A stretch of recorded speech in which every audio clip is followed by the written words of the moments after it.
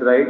Your design FMES, your lessons learned, things gone right, things gone wrong document, right?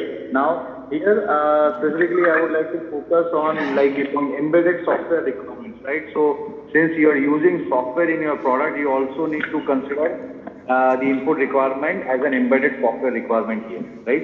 And apart from this, there was a question from Hemant sir that the legal requirements have been added, right?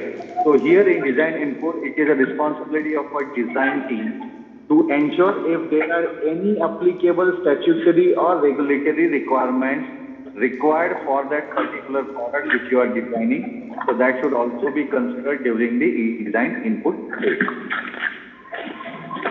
Right? Next point is, yes, Mangesh sir, do you want to say something?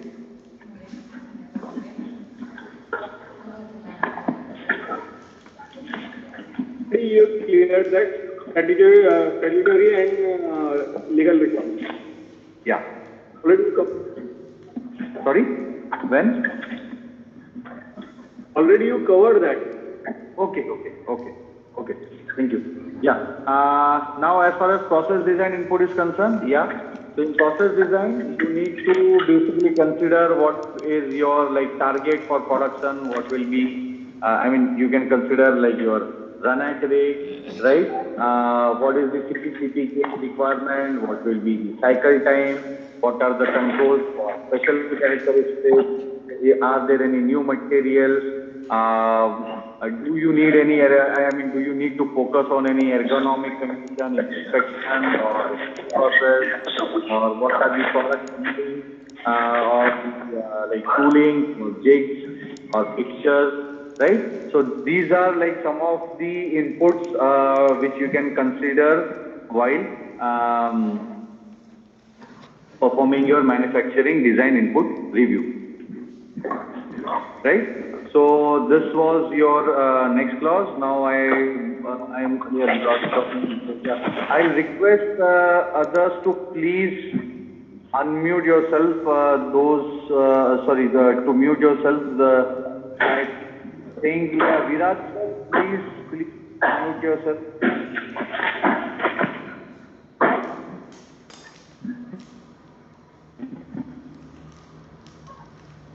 Yeah, thank you. So I'm moving on to the next point, right? So which is your design and development controls. Now here, what ITF says, if you have defined your APQP process correctly, so the point which I think the sir was asking, how can we strengthen our current system, is you can improve your monitoring mechanism. This is what even the ITF standard is saying, right? So when you have like you are preparing your DVP and R, and you have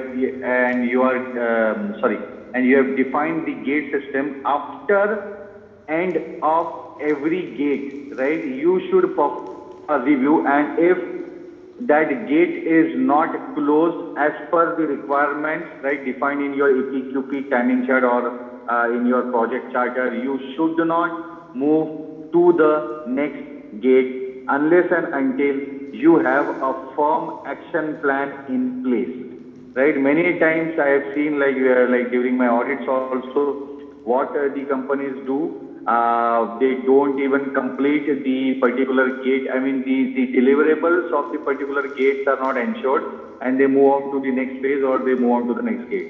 So this is where you will definitely going to fall behind your timeline, right? So you need to ensure that.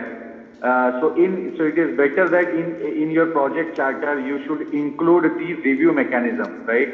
Like after how many activities or after which gate or which phase you need to have a review, right? That's the reason why, if you remember, yesterday I have told you that sanction interpretation of IATF, which was released in October 19 and which is effective from January 2020, as a part of management review input, they have added this one point of design and development reviews, right? So this is also now one of the monitoring mechanism which you need to consider, so that so in order to strengthen your monitoring system as far as your project management activities are concerned, right? So in this standard is like as I've told you about monitoring, then there is design and development validation, right? So where the product development is there, the validation is definitely going to come into the picture. Now, here my question to everyone is, okay, yeah, there is a, yeah, I'll continue with my point. Yeah, first of all, I'll take some questions. Yeah, Satish sir, please unmute yourself. I think you have some question. One question. Yes, sir. Is the design development Yeah. same thing mandatory during development? Sorry, sir. Can you come back again? During design development, suppose this is mandatory during design development. For that, all things need to include in blueprint or Like for example, can you tell me like in Suppose- blueprint, what do you mean to say? Suppose sir कुछ standard है हाँ. जो requirement statutory requirement है ROHS है वो सब चीज जब blueprint Points, right? You can communicate. If you want this information to be communicated through work instructions, through control plans, through SOPs, through display boards, it is up to you, sir. yes there is no any mandatory No. It is you as an organization, your program management team has to decide at what point of time you need to communicate what to the team. okay sir Okay? Yeah. Okay. Now my question to everyone here is, what is a difference between validation and verification? Yes, anyone? Yes, Ravi Shankar sir, do you have any question?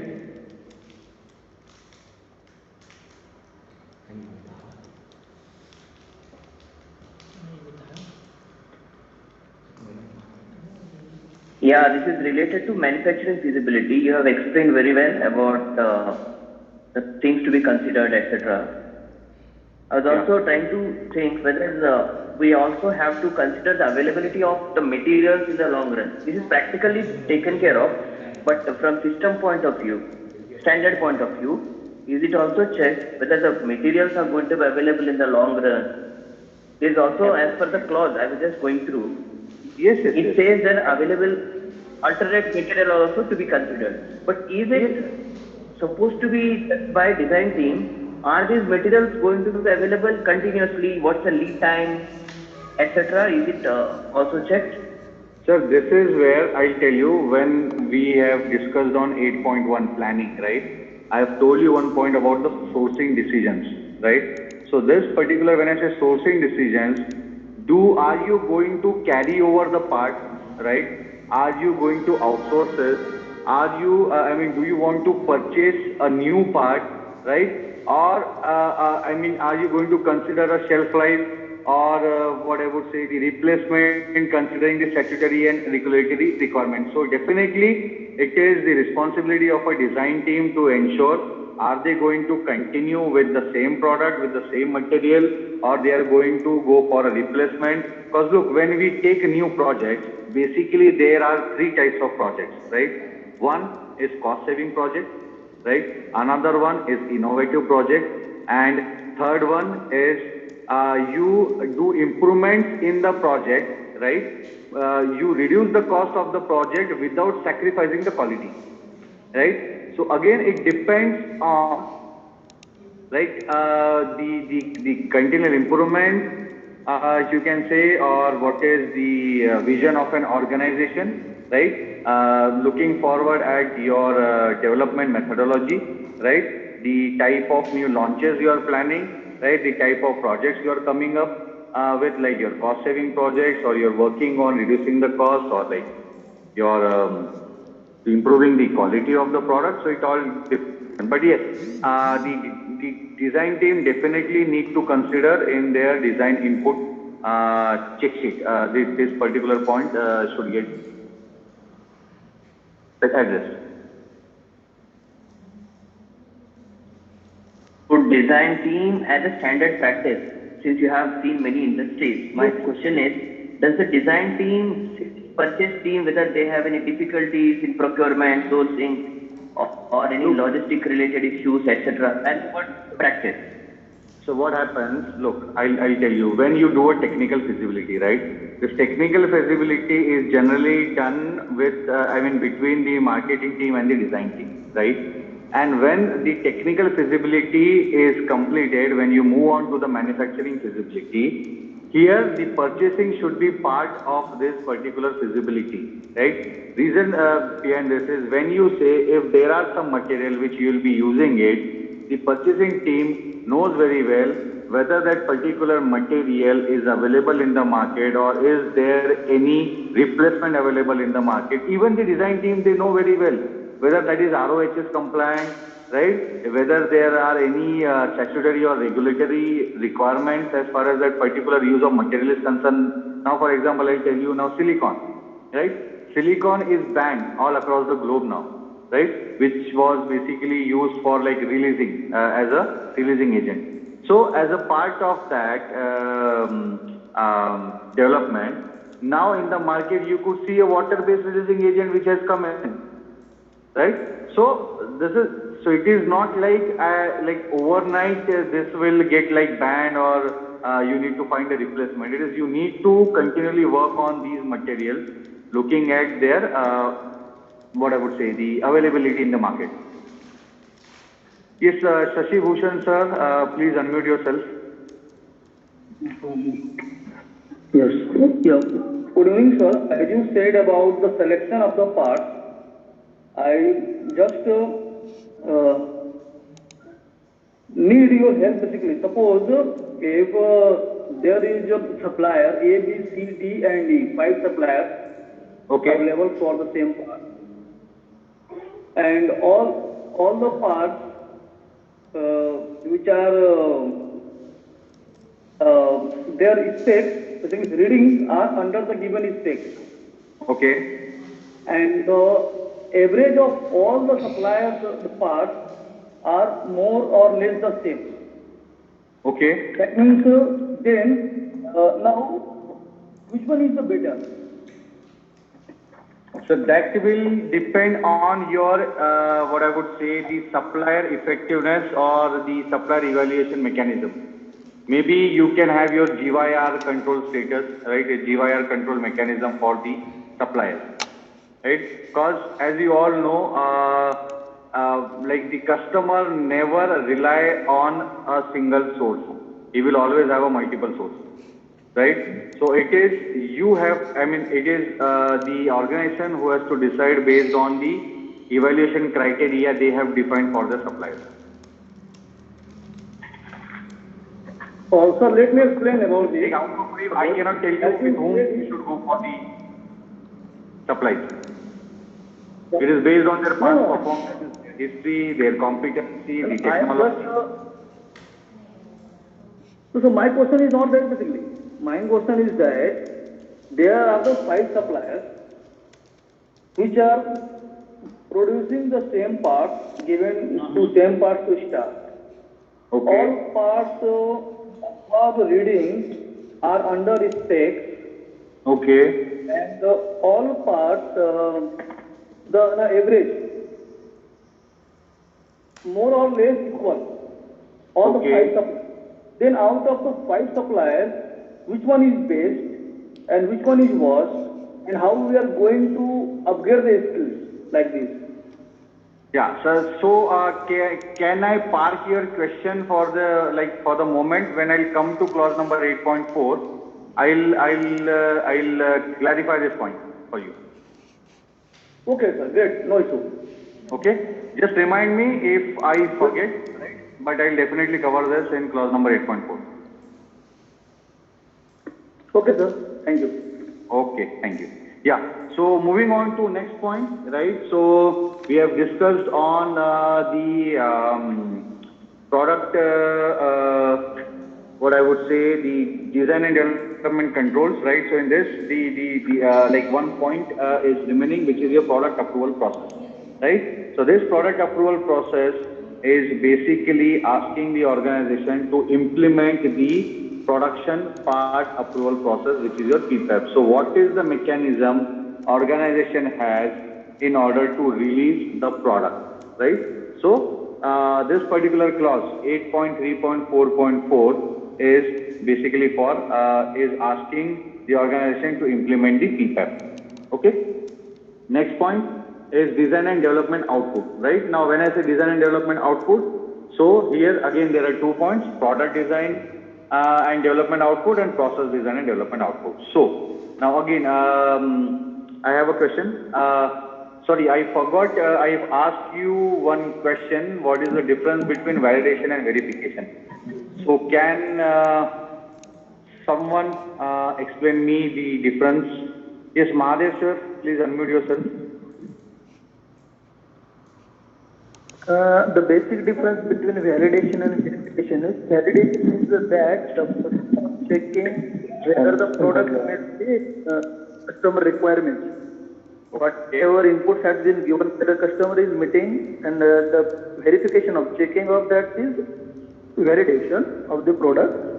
And the verification is the method of checking the product, which has it is like a test bench or a software by which we can use the make verification of the product.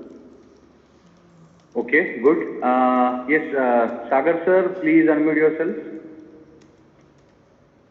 Hello? Hello? Yes, sir. I can hear you, sir. Please speak. Yes, sir. Validation means if we give some input to the product, what is the output is coming, that is validation. And that output has come, is it matching with the customer requirement, that is verification, I think. Okay.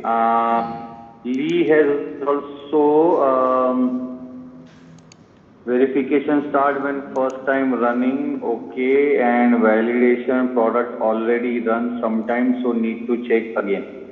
Okay, guys, so I'll tell you the basic difference here, right? What as per the definition given in the standard as well, right? So basically, verification is something when a designer intended conditions are checked, right? And validation is when the user intended conditions are checked. Now here what I mean by designer intended conditions is whatever the requirements mentioned in the drawing or provided by the designer, when you verify those requirements, we call it as a design verification. Like for example, dimensions, right? It could be physical testing, it could be chemical testing, right? It could be labeling requirements, right? So any requirement given by the designer, if you verify those requirements, we call it as a verification. And if any requirement, right, user intended conditions, when are checked, we call it as a validation. Like for example, if customer has asked you, let us say there is a V-belt, right, for a compressor, right? And customer has told you that that particular compressor should run for 1 lakh kilometer, right?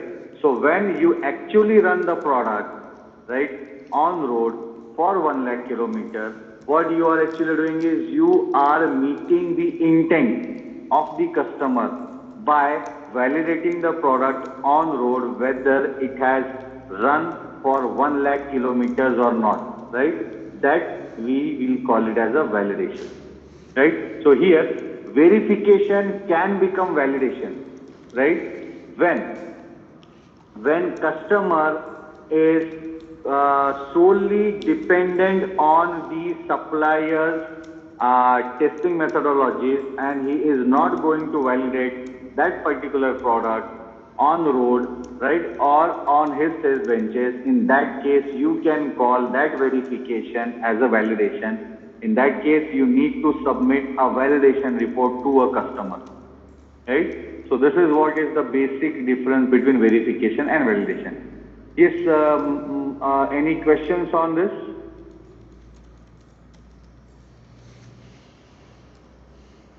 If no, I'll move on to the next point.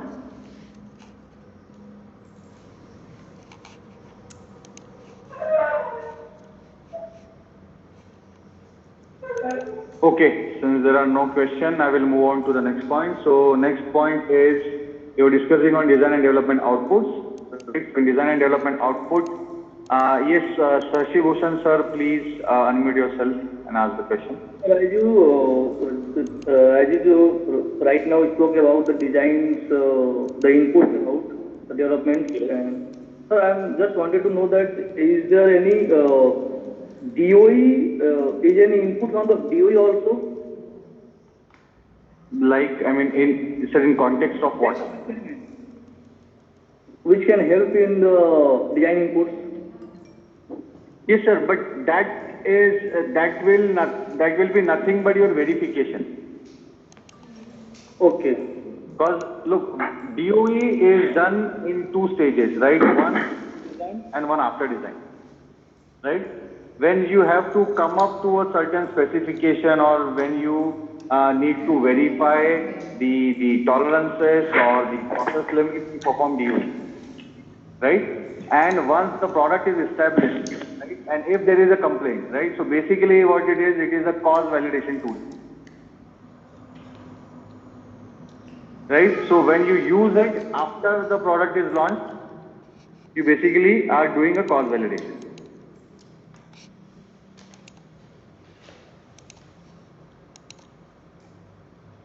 Okay, that means I just wanted to know about the steps of DOEs and the method for the DOEs. Basically, Right. you are In not DOE, there are different types of DOE, sir. There is Shannon DOE, there is Taguchi DOE, there is classical DOE, right? So for every DOE, there are different methodologies. It depends on the number of variables and number of the factors, right? So it is altogether a different concept. So we have this like 2-day session on this.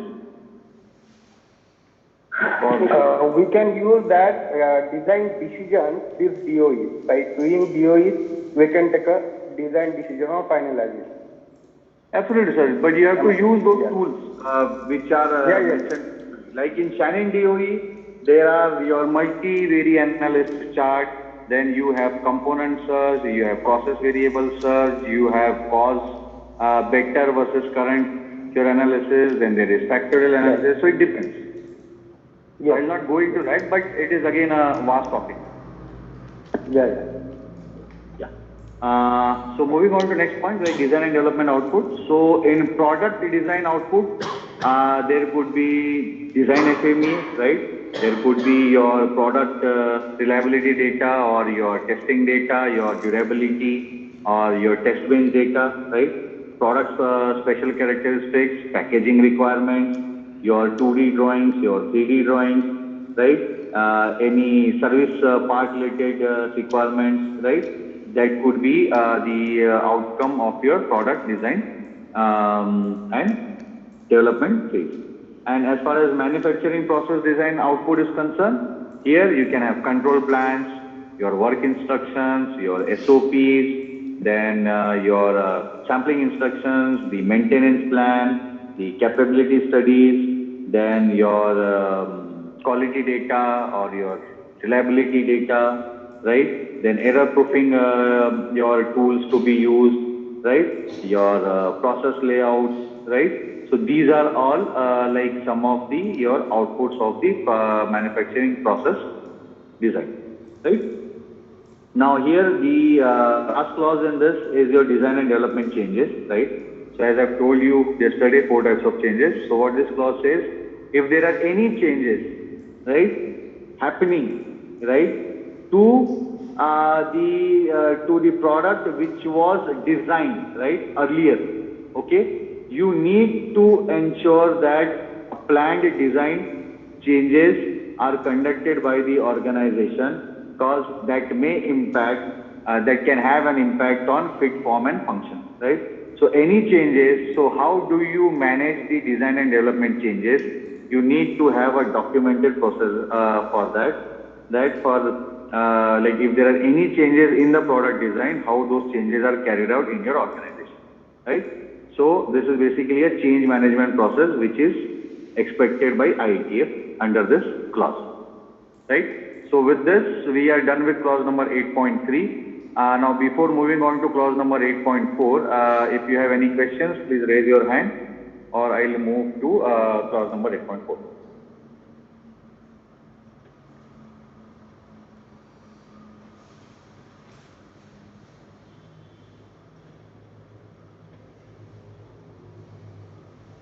Okay, since no question, yeah, Mangesh sir, please unmute yourself.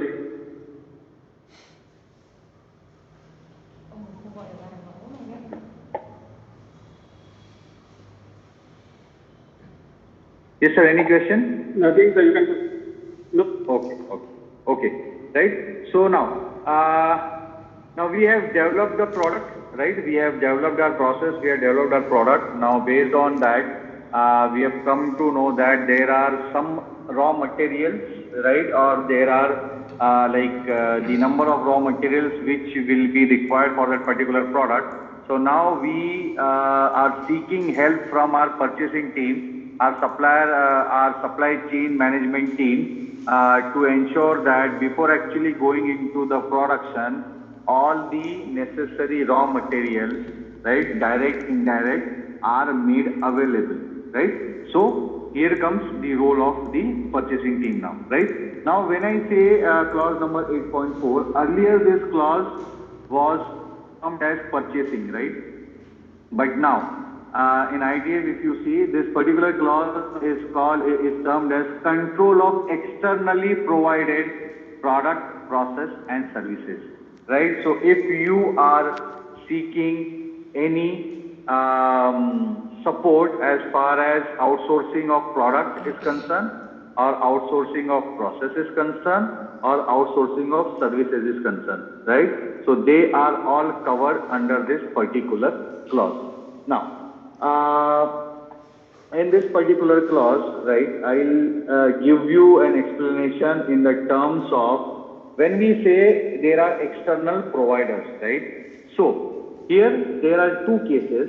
One, the suppliers are directed by the customer, okay, and one, the suppliers are selected by the organization, right? Now, what ITF says, if there are, if the suppliers are directed by the customer, right, the selection process can be excluded, or the criteria for selection will not be applied as far as the direct, like what you would say, the customer directed suppliers are concerned, right? But you need to take approval from customer for violation of the clause if they are informing you not to monitor that particular supplier. So this is clearly mentioned in ITF that you can exclude the selection criteria for directed by suppliers, right? Now this is one point. Second point is when you are selecting a supplier, right, you need to have a selection criteria, right? So if the suppliers are selected by the organization, right, there are some shall requirements which are given in the standard, right? First is you need to conduct the supplier risk assessment, right, as a part of your selection criteria. Then what are the delivery, the delivery performance or the quality performance criteria, right? So that should be one of the selection criteria when you are selecting a new supplier. Third is you should have a criteria for evaluating the supplier's quality management system. Like the current system which they have, like for example, the supplier can have could be certified to 9000, they could be certified to IATF, right? So you need to include the evaluation of QMS requirement also in your selection criteria. Then whether the organization uses a multidisciplinary approach in performing the activities, like whether if the program management activities is carried out in the organization, do they have a cross-functional team approach, right? Whether the reviews are conducted in a CFT, cross-functional team, whether the MRMs are conducted in cross-functional team, right? So you need to see whether a multidisciplinary decision making is carried out by the supplier. And then if the suppliers are manufacturing any software or making use of the software in the product, so you also need to include the software development assessment basically. So it is again a kind of your APQP, like we assess the program management for the product, how the software development takes place, right? You need to include the criteria, like the selection criteria for all those suppliers who are developing the software for the product, right? Now these are the shall requirements, right, which you need to put. Now apart from this, what are the should requirements, right, which you can consider, right, depending on the shape and size of the organization, right? Like the financial stability, the automotive business volume, the competency of the supplier, the technology the suppliers are using, what is the like manufacturing capability, right? What is the like cycle time, right? What are the logistic services, right, provided by the suppliers, the material handling, what I would say, the resources, right, which are used by the suppliers. So these are all your should requirements, right? So this is first point where the supplier selection process, like selection criteria is concerned in this particular 8.4 clause. Now after that there is a clause which is type and extent of control on the suppliers. Now here the type and extent of control, now this particular clause, it says that you need to define, depending on the type of the supplier, right, what kind of controls you need to put on the supplier, right? So now when I say type and extent of control, it could be in the form of like PDI reports, it could be in the form of getting the process capability data every month from the supplier. It could be in the form of auditing the supplier depending on the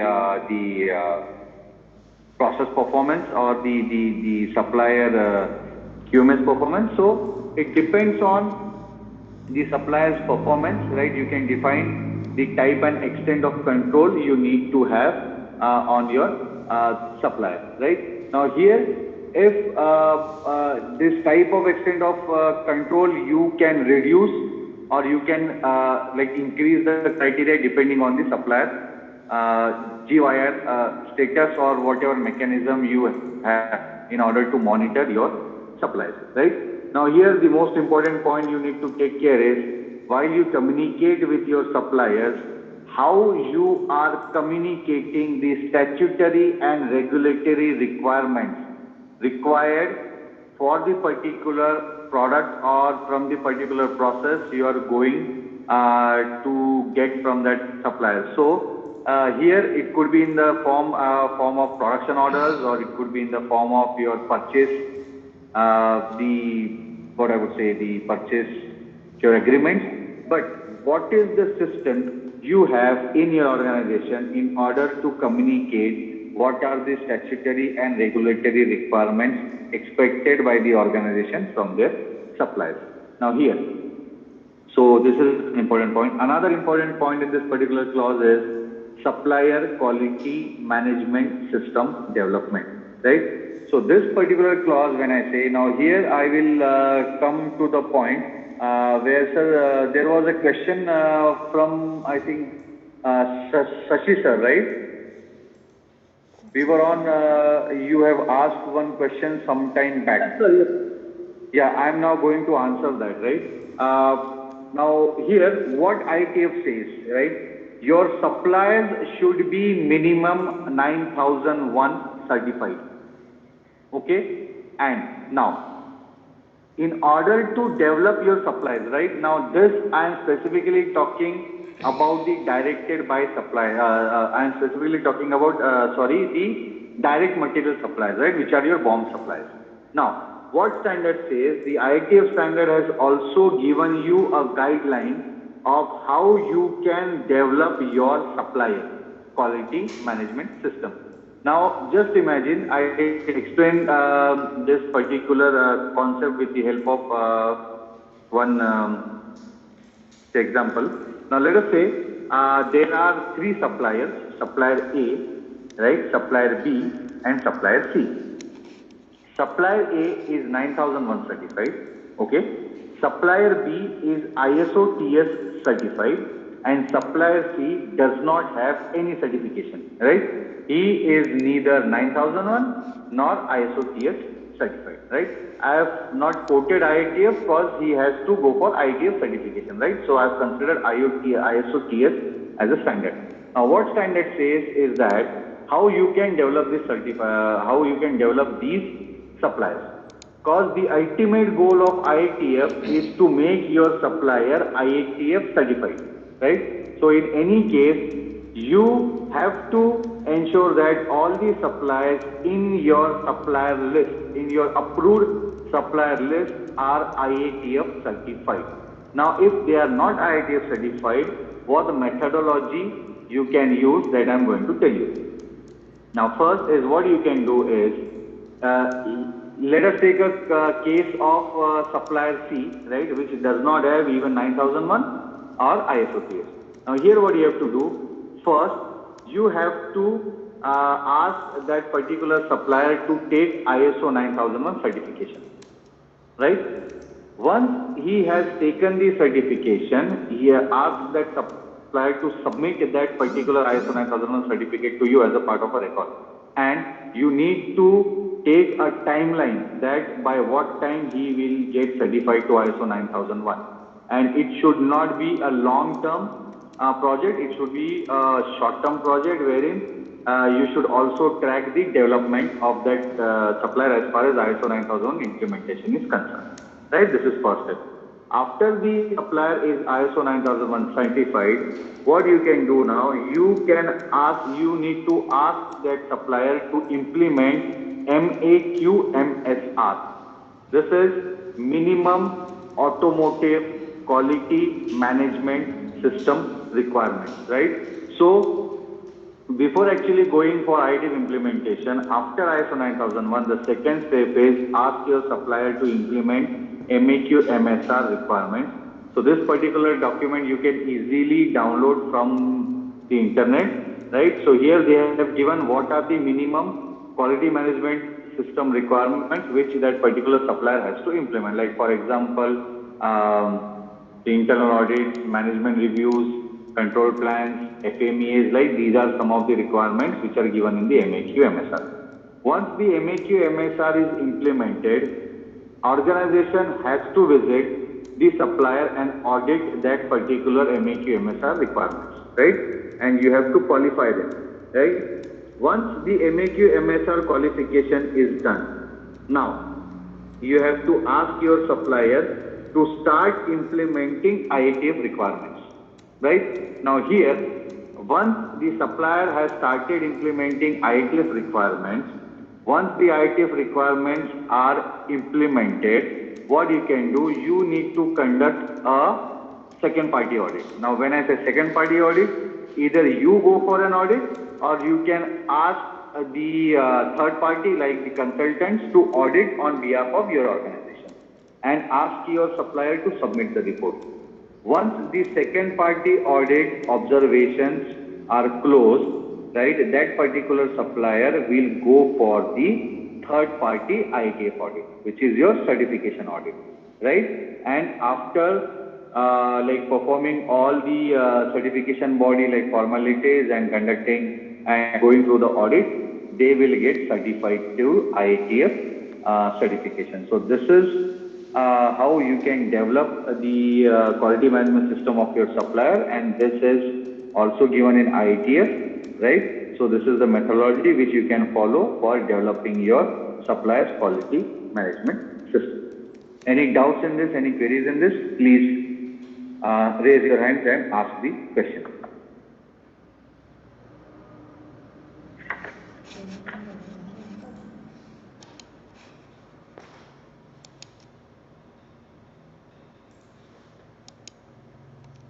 Yes, class, no doubts? If no doubts, I will move on to the next class then in this. Yes, Dheeraj sir, please unmute yourself and ask the question. said that at least the supplier must have ISO 9000. So can you speak a bit louder? I am. Can you hear me now? Yes, sir. Yeah. So you told that ISO 9000 and they must have a roadmap for the IATF certification. Right. But in case of some electronic suppliers, because we deal a lot of electronics, they are very generic suppliers which supply to all industries other than automotive also. Right. And they may or may not have any plan to go for any IATF certification. Okay, so how to deal in that situation? Look, in that case, what you can do, you need to take a customer approval for all those suppliers who are not capable enough or who are not willing to go for ITF or their automotive business volume is very low. In that case, you need to take approval from your customer that because of XYZ reason, right, they cannot go for this ITF certification. And if customer approves it, okay, then it is well and good. If no, you have no other option than to change that particular supplier. Okay, and if the supplier supplies to multiple customers of ours, Multiple customers in the sense? like I am supplying to 2-3 customers. Okay. And the part of the particular supplier is also going to 2-3 of my customers. Then you their have form. to take approval from all the 2-3 customers. Okay. That product is going to whichever customer, you need to take approval from all those customers. So the preventive action here is you need to, like, whenever you select a supplier, ensure that that supplier is ITF certified. That is what you can ensure as a preventive action. But if they are directed by the customer, even though they are not ITF certified, even though they are not ITF certified, you don't need to bother, right? It is only for those where the suppliers are selected by the organization, not directed by the customer. Okay. Right? Then the next point is, Shashi Bhushan sir, yes, any question? Yes, please unmute yourself. Hello, yes, sir. My question is still with the earlier one basically. Suppose what I requested earlier, if Yes. the selection method or Yes. our analysis method is not improving, how we are going to do a zero defect launch basically? As I said, supplier A, B, C, D, E supplying the same parts. All parts are under the spec and all parts are having the equal, suppose more or less equal to average. So on what basis we should say A is best or E is worst? So I am coming to your point only, sir. Right? So my next point is supplier monitoring, right? So here when I say supplier monitoring, right? Now please make a note of this point. This is a shall requirement and at a minimum, okay, there are 4 monitoring criteria which are given by IATF, right? So you need to implement these 4 minimum supplier monitoring criteria in your process, right? So now here, when I say supplier monitoring, right? So the first criteria, right, for supplier monitoring is your product conformity, right? So basically the quality requirements, right? So it could be like number of defects, or it could be your PPM level, it could be incoming rejection, it could be anything, right? But how do you ensure conformity of quality requirements? Second is the customer disruption, right, at the receiving plant. But here customer disruptions, now standard have included one new terminology, which is your stop shifts, right? Yard hold was earlier, it was there in the earlier standard, but here in the standard they have included a new terminology called as stop shipment. So how many times the shipment has been stopped, right? And how many times the complete yard has gone on hold, like the warehouse material or the in-transit material, right? How many times, right? That has gone on hold. So are there any customer disruptions? So basically line stoppages, right? So you need to also monitor line stoppages. Third important point is the delivery performance, right? So our customers, as per the agreement, or as per the delivery agreement, or as per the purchase order, are meeting the delivery deadlines, delivery timelines or not. So you need to monitor the delivery performance also. And the fourth point is number of occurrences of premium freight. So how many times, right, supplier has incurred the premium freight, right, in order to ensure the on-time delivery. So these are the four monitoring criteria given by ITF. You need to ensure, you need to implement all these four monitoring criteria in your process. Now, Praful sir, just give me a moment. I need to complete 2 more points and then I'll get back to you.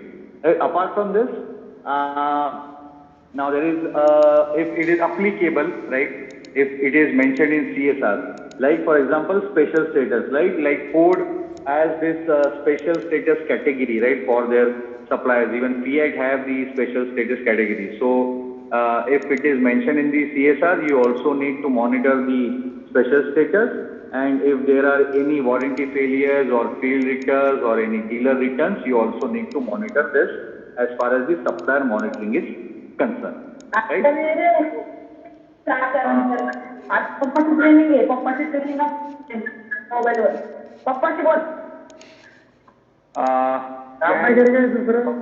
Mute, I don't know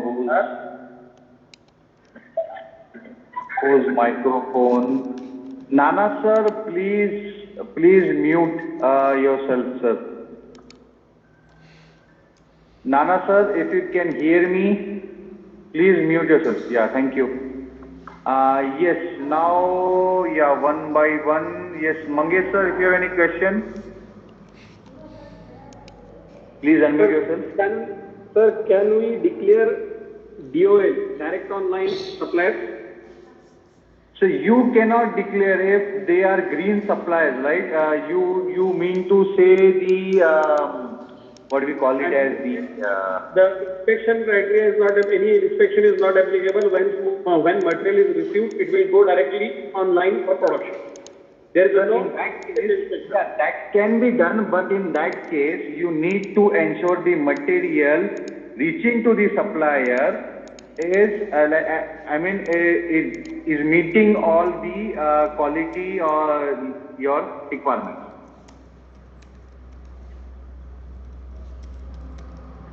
It is, we call it as direct online, right? DOL parts. Yes. Okay. For DOL parts, yes, you can,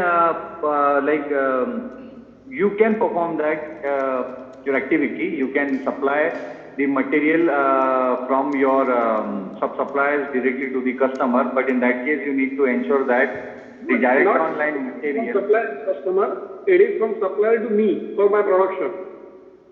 No, if it is from supplier to you, right, then in that case, you need to, you can perform the incoming your inspection, na? No. So can I declare that product as a direct online and take directly online without inspection? So you can take that product online, no problem, but what are the controls, right? You have on that particular supplier to ensure that the material coming direct online is free from quality defects. Mangesh sir, yes. Only one line from my side. You cannot ever have any supplier DOL for entire lifetime without any check. We need to have at least one. Right now we are declaring that our all electronics catalog components are direct online. We have had some discussions on that. I'll go to you separately. Okay. It's already come into discussion. But for direct online parts, you need to have a control on that supplier. That is for sure. You can refer the type and extent of control clause in IATF. You'll again get some better clarity. right? Okay. Yes, We'll Praful. discuss it after. We'll discuss it after. Okay. I said we will discuss it. Praful, sir, please unmute yourself and ask the question. Sir, for customer-directed suppliers, Yeah. what evidence we should have to show it as it is directed by supplier? Sir, customer approval. In the form of what? It could be in the form of email, it could be in the form of agreement, Okay. right? But that is directed by you, you need to have an evidence, a documented evidence. Any specific format is required or simple email is okay? No. What you can have a list of suppliers, right? Approved supplier list directed by, right? And supplier by the organization. And there you can have this. Yeah, MOM is also okay. Okay. As, yeah. Yes, I think I have answered Prafulla sir, Mangesh sir. Yes, Shashi Bhushan sir, please unmute yourself and ask the question if you have. So, sir, now earlier question you said that you will revert back on this. Yes, sir. As I have told you, based on the supplier monitoring criteria, now here you need to define the GYR status, right? You need to define, like for example, if supplier has a delivery rating of 80 to 90% and a quality rating of 80 to 90%, it will fall under green category, let us say, for example. If supplier falls in a delivery rating of, let us say, 60 to 80% and a quality rating of 60 to 80%, it will fall under yellow category. If a supplier has a quality rating below 60% or a delivery rating below 60%, it will fall under red category. Now you need to define that at what intervals you need to audit. Let us say, for example, if you say, if there are 10 suppliers who are falling under category green, I will audit those suppliers maybe once in a year, or maybe I will get the pre-dispatch inspection report only as a form of control on that particular supplier. If the suppliers are falling under yellow category, I may audit them maybe quarterly, right? Or maybe once in 6 months. If let us say the suppliers who are all falling under the red category, I need to develop those suppliers, right? Now, during the audit, whatever the findings you have, right? You can identify the areas of improvement. You can ask those suppliers to improve. Till that time, maybe what you can do, you can hold the production from them, right? So this purely depends on the organization. So you need to define a category, right? You need to define the evaluation criteria, revaluation criteria for the supplier. Sir, agree. If all what I said, like supplier A, B, C, D, and E, if all are in the, suppose in the green category, then if all are in the green category, then sir, it is up to you now from whom you need to take orders. You can get supply history, his past performance, his delivery rating, his quality rating, how he is responding to your queries, right? Like what kind of relationship he like shares with you. So it all depends now again. Simplest in case all suppliers are equal. Go for the cheapest one. Cost will be the factor, everybody equal. so I was just speaking regarding the skill enhancement point of view.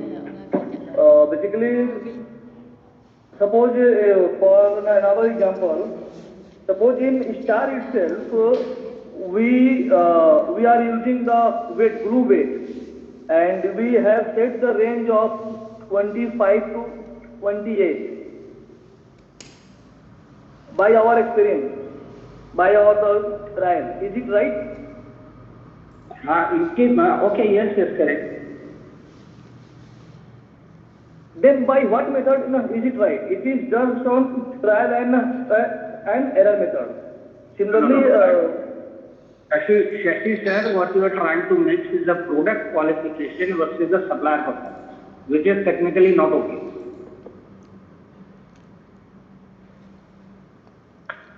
Number one. In simple word, we are having the just knowledge of solvent and average. Besides this, we are not having knowledge of any method. By just using this method, okay, these parts are under this range and average of this. Only these, the two words we are using. No, that is wrong. Now, That is what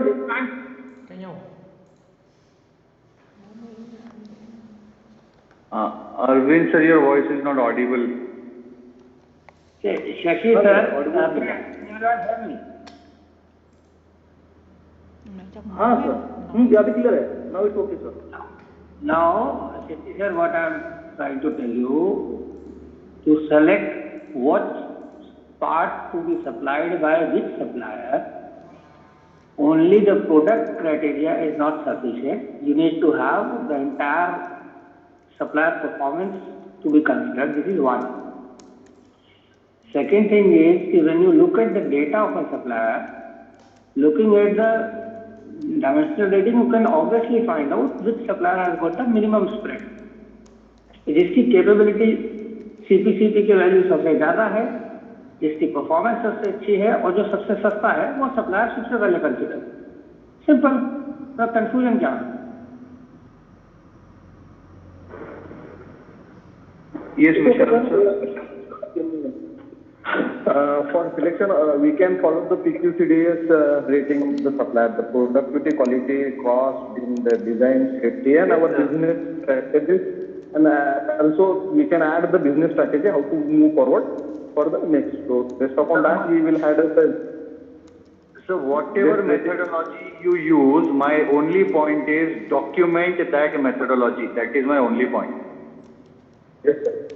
No, Right? And I've already told you what are the selection requirements, which are shall requirements, right, that you need to address in the selection process, right? And also, I have also told you what are the core monitoring criteria at a minimum which you need to include for monitoring the supplier's performance. So these factors you need to consider. These are all shall requirements. Apart from this, whatever the additional requirements you need to include, you can include as far as the STAR quality management system requirements are concerned. But ITF requirements, bare minimum, which I have told you, have to be considered. Yes. Yes, thank you. Okay? Yeah. So I'll move on to the next point. So next point is basically information to the external providers, right? So similarly, as you expect your customers, right, to give you all the necessary inputs for a product or a process development, similarly, your suppliers, your sub-suppliers would also expect the same thing from you. So this particular clause, it says, your expectation, right, from the suppliers, whatever, right? Now, let us say, as we were discussing some time back about what is the CPCPK requirement you are expecting from your supplier. So have you provided this particular information to the supplier that first I need a CPCPK of more than 1.67 for this particular part, right? So this particular clause, what ITF says is you need to inform to the supplier what are your expectations, what are your requirements from them. It can be in the form of CSR, it can be through purchase order, it can be through supplier quality management, it can be through any document. But you need to have a system on how do you communicate the information to your suppliers. Okay? So with this, I finish with clause number 8.4. If you have any doubts, any queries, please do ask me. Or else I'll move to clause number 8.5. That's free. No questions? No. Okay.